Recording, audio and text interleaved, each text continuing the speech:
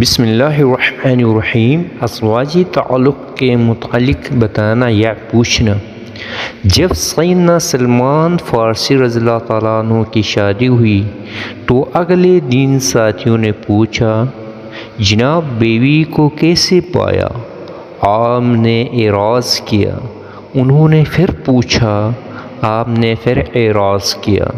انہوں نے پھر پوچھا، آپ نے پھر اعراض کیا اور فرمایا، اللہ تعالیٰ نے پردے، حجرے اور دروازے اس لیے بنائے ہیں وہ اندر والوں کو چھپاتے ہیں۔